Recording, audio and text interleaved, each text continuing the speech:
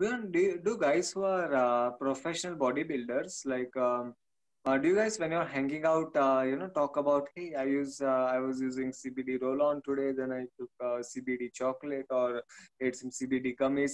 Is it like a normal conversation among the bodybuilding industry, almost to the point that like literally almost everybody does it?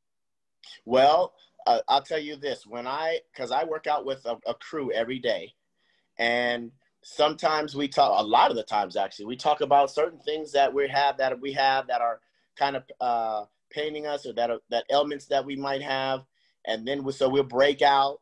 One of us will break out some CBD, right? And start rubbing it on there, and then we get off into a conversation about it. Yeah, I was feeling good the other day, or it's feeling great today, but after this roll on CBD, I'm excited on what it's going to feel like. And then we rub it on, we do a set, and then we're like, oh man, that really helped. Then it goes off into, how can I get some of this, or how can I what's the price on this, and how much can I get? And then I have a grandma, or then I have a mom who has this. This can probably help her. It just goes in many directions. Dude, it's so true. And actually, I want to stress that point that you just said there, because again, like, I think, there's a lot of people who would look at your career and just go, dang, like, that's incredible, but that's not me, right? I'm just never going to get there. But it's funny, I've been in the CBD space for a long time, as a business person, as a marketer, managing a whole range of companies and whatnot. Right.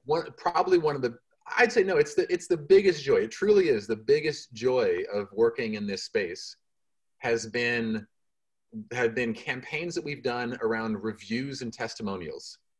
And it's funny because, if you're in the marketing world, right, there's always this question of, who's your audience, right? And okay, our target audience is this, it's this age group, it's this gender, it's this profession, whatever it is. And then you say, okay, what's our message? What's our one message that really connects with this audience? And there are so many people in the marketing world of CBD that end up banging their heads against the wall, because what you find is that CBD has no one audience. Like, literally, you could be an 18-year-old football player and find incredible benefit from it, or you could be an 80-year-old grandmother with arthritis and maybe trouble sleeping, and she would have benefit from it. It's like the spectrum of how many different people with different health needs, whether it's emotional, physical, pain, sleep, anxiety, autism, whatever, like, the range is just so dramatic that like, ultimately there's so many different ways that different people are finding benefit from it. But Blake, I would like to also make an additional aspect. I would like to ask Breon's help in this.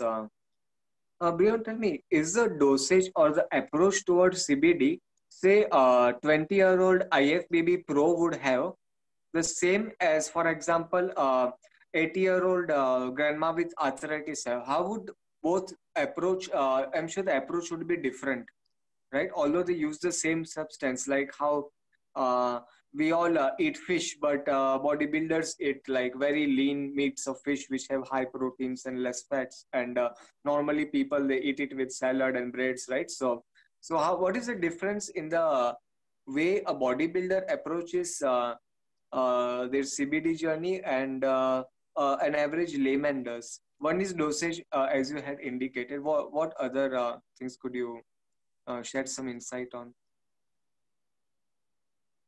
Yeah, I think that both types of people can really benefit in the same ways. I mean, pain, right? The 20-year-old IFBB pro wants to have great feeling joints, wants to have really great loose muscles when they train on a day-to-day basis, and wants to just feel great to keep pushing. The 80-year-old,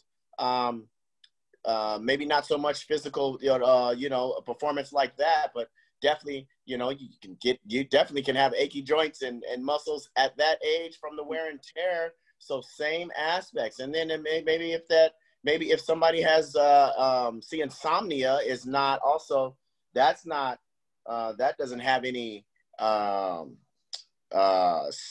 specific, that doesn't hit anybody specific. Nobody's immune to having insomnia, so it could help both of them, with improving their sleep, being able to fall asleep, being able to go into the REM sleep for longer periods of time. So I think it helps in both parties with some of the same things.